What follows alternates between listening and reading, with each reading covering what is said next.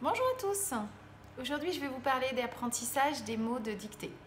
Je rencontre des parents qui parfois me disent « c'est pas possible. Avec mon enfant, le dimanche, on passe des heures et des heures à lui faire apprendre ses mots de dictée.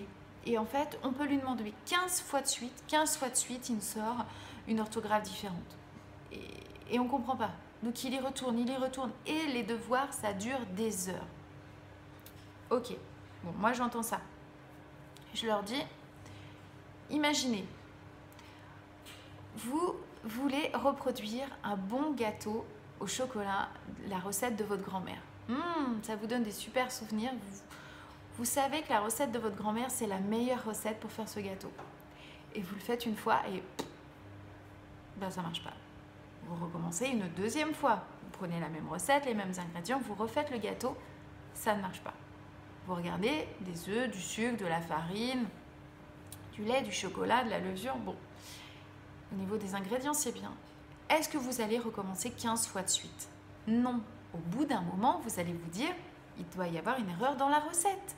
Parce que les ingrédients, ils sont là. On ne peut pas changer du sucre, de la farine, c'est bon. Donc, ça doit être au niveau de la recette que ça ne va pas.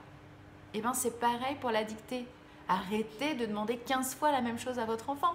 Si ça ne marche pas au bout d'une ou deux fois, pourquoi recommencer 15 fois de suite? Donc, si ça ne marche pas, c'est que la technique de mémorisation, elle n'est pas bonne. Votre enfant, il est là, c'est votre ingrédient. Donc, il est là, tout va bien, il aurait un retard mental, vous le sauriez déjà. Donc, s'il n'y a pas de retard mental, c'est que tout va bien. Après, c'est peut-être la technique, c'est peut-être la recette que vous appliquez pour mémoriser les mots de dictée. Donc, arrêtez. C'est mon petit conseil pour les enfants, je vous en supplie.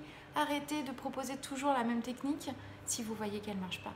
Parce que ça ne doit franchement pas être sympatoche pour un gamin de se retrouver tout le dimanche devant son cahier de dictée et puis refaire et puis voir que ça ne marche pas. Donc, si ça ne marche pas, on essaye autre chose. Et si ça ne marche pas, on essaye autre chose. Et si ça ne marche pas, on essaye autre chose. Et on cherche. Et de toute manière, faites-vous confiance. Demandez à votre enfant comment est-ce que lui, il pense qu'il pourrait mémoriser. Et puis, vous êtes son parent, vous le connaissez super bien. Vous savez s'il aime plutôt bouger, s'il aime plutôt manipuler des lettres, s'il aime marcher avec son cahier ou s'il a plutôt besoin d'être dans le calme et de s'isoler. Moi, par exemple, mes enfants ont décidé de réviser leurs mots de dictée dans leur coin boude. Mes enfants se sont fait un coin boude dans leur chambre, c'est-à-dire qu'elles ont tendu un drap et elles vont réviser leurs mots de dictée dedans et ça les aide. Et force est de constater qu'elles mémorisent beaucoup mieux quand elles sont dans leur coin boude. Personnellement, je n'y aurais pas pensé. Je les ai laissées faire.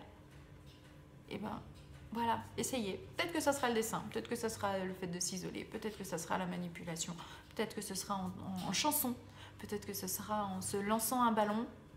On se lance un ballon et on épelle les mots. Peut-être que ce sera en épelant à voix haute, peut-être que ce sera en recopiant. Bref, il y a plein de techniques, trouvez la vôtre. Mais surtout, ne recommencez pas 15 fois le même gâteau si vous voyez que ça ne fonctionne pas. Ok? Bonne journée à tous!